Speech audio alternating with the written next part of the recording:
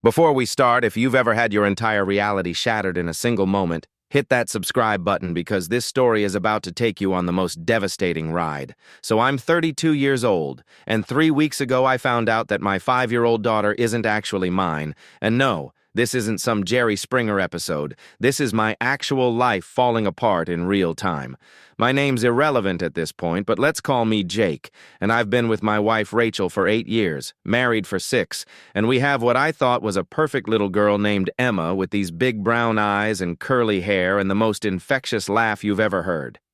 It all started with what should have been a routine blood test, because Emma had been having these weird allergic reactions that none of the doctors could explain, so they wanted to do a full panel on both parents to rule out any hereditary conditions, and Rachel and I both got tested thinking it was no big deal, except it turned into the biggest deal of my entire life when the doctor called me in for a private consultation, and I remember walking into that office thinking maybe I had some genetic marker for allergies or whatever, mentally preparing myself to cut dairy out of my diet or something equally mundane. But the look on the doctor's face immediately told me this wasn't about dairy at all. He asked me to sit down, which is never a good sign, and then he started with the whole, "I need to ask you something sensitive" routine, and my mind immediately went to cancer because I was convinced he was about to tell me I had some terminal illness. But then he asked if there was any possibility that Emma wasn't biologically mine, and I actually laughed right in his face.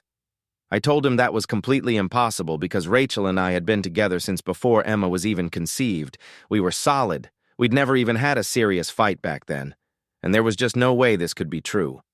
But the doctor looked uncomfortable and shifted in his seat before dropping the absolute bomb that the genetic markers don't match, and there's zero chance I'm Emma's biological father.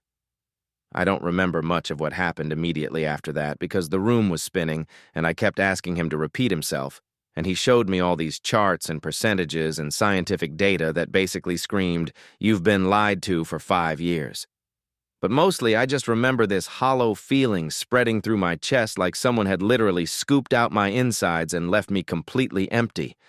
I drove home in complete autopilot mode with my mind racing, and when I walked in, Rachel was in the kitchen making dinner, and Emma was watching cartoons in the living room, and everything looked so normal and so perfect, but it was all built on this massive lie that I didn't even know existed yet. I didn't confront Rachel immediately, though, because I needed more proof. I needed to be absolutely sure before I completely blew up our entire life. So I scheduled a private paternity test at a different clinic, paid completely out of pocket, didn't tell anyone, and I collected Emma's DNA from her toothbrush, which, yes, I'm fully aware sounds insane and creepy, but I was desperate for answers. The results came back in 4 days, which were honestly the longest 4 days of my entire life because I had to pretend everything was completely fine, kissing my wife good morning and reading bedtime stories to Emma and playing with her at the park while this secret was festering inside me like poison, and every time I looked at either of them, I felt like I was going to be sick. When those results finally came back, they confirmed exactly what the first doctor had said, 0% chance of paternity, meaning I am definitely not Emma's biological father, and I just sat in my car in the clinic parking lot and cried for probably an hour because my entire world had just been destroyed. That night, after Emma went to bed, I finally confronted Rachel, and I'll never forget the look on her face when I asked her directly, "Is Emma mine?"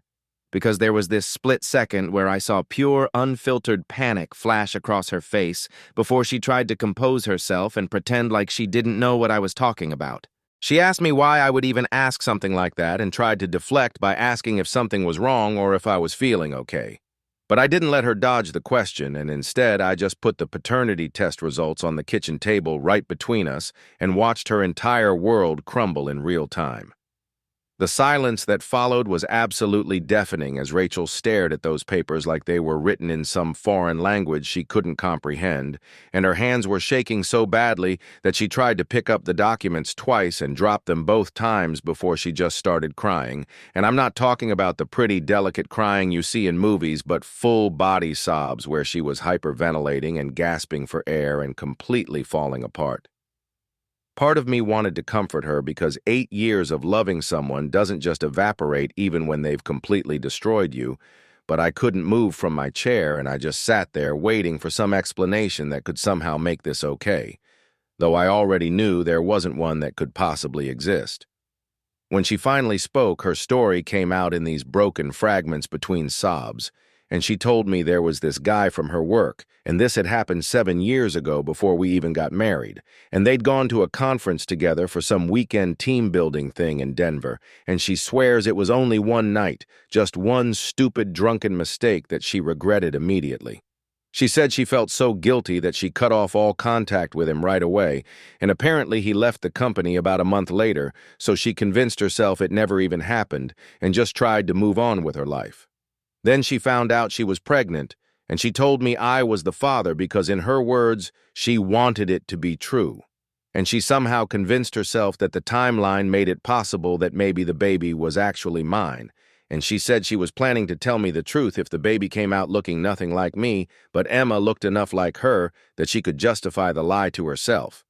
I asked her if this guy even knew he had a daughter out there, and she said no. She never told him she was pregnant, never reached out to him at all, and he has absolutely no idea he has a 5-year-old child walking around in the world, and when I asked if she'd ever taken a paternity test back then, she admitted she hadn't because she was too terrified of what it might say. So she just chose to believe what she wanted to believe and built our entire family on this foundation of complete denial and deception. And I cannot even begin to describe the rage I felt in that moment, because this wasn't just cheating and this wasn't just lying. This was 5 entire years of me living a false reality, 5 years of being a father to a child who isn't mine, 5 years of waking up every morning and going to work to provide for my family and coming home and helping with homework and coaching soccer and attending school plays, 5 years of planning our future and saving for college and talking about what kind of person Emma would grow up to be, and it was all based on complete fiction. But here's where it gets even more complicated and messed up. I love Emma with everything I have, like genuinely, deeply, unconditionally love her, and she's my daughter in every single way that actually matters, except for the biology part,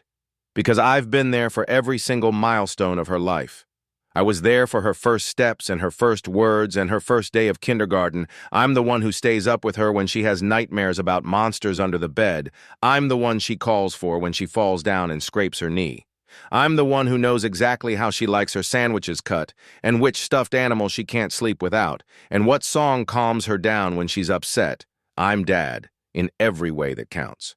And now I'm faced with this absolutely impossible situation where I have to decide, do I stay and continue raising a child who isn't biologically mine while living with a woman who lied to my face every single day for 5 years? Or do I leave and completely destroy Emma's world, even though absolutely none of this is her fault and she's just an innocent kid who loves her daddy? Rachel has been begging me not to leave, and she's apologized what feels like 1,000 times, offering to do couples therapy and individual therapy and literally whatever I want. And she keeps saying she loves me and that it was just one mistake and that she's been a faithful and loving wife ever since then. And factually, she actually has been, because these past 6 years of our marriage have been genuinely happy and good until this bomb dropped and destroyed everything.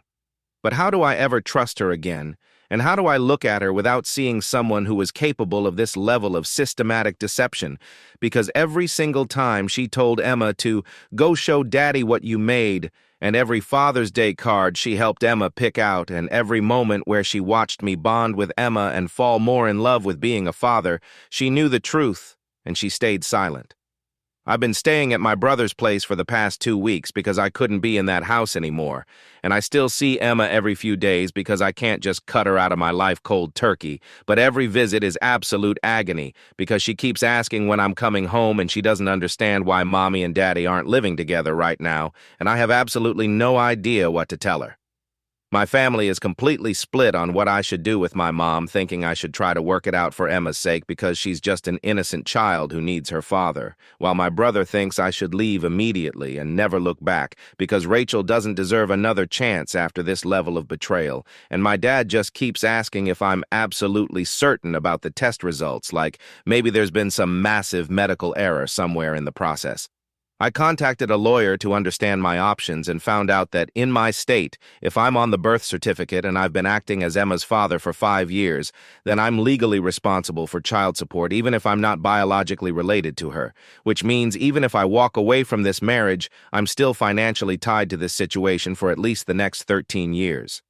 The worst part is I keep looking at old photos of Emma as a baby and wondering how I missed all the signs. Like, was I willfully blind because I trusted my wife so completely, and were there obvious indicators that she didn't look like me that I just ignored or rationalized away because I've spent hours comparing my baby photos to Emma's baby photos, looking for similarities that I convinced myself were there but probably never existed. The reality is she looks exactly like Rachel with her mother's eyes and nose and smile and hair texture, and I just assumed the rest was recessive genes from my side of the family, or some combination that made sense. But now I realize there was nothing of me in her at all, and I was just seeing what I wanted to see. I started going down this dark rabbit hole of pulling out old calendars and calculating exact dates. And that Denver conference was in February 7 years ago, and Emma was born in early November of that same year. So the timeline works out perfectly, and now I'm remembering all these little things about that trip that seemed weird at the time, but I dismissed. Rachel didn't want to video chat with me while she was away, even though we normally did that every night when we were apart, and she came back from that trip being extra affectionate and loving, which I thought was just because she missed me, but now I realize it was probably guilt and overcompensation because she knew what she'd done. I've also been thinking a lot about Emma's biological father, this random guy who has absolutely no idea he has a 5-year-old daughter walking around in the world, and I keep wondering if he has a right to know or if telling him would just blow up even more lives, because part of me wants to track him down and destroy his world too, just so I'm not alone in this misery. But that's not fair to Emma because she didn't ask for any of this.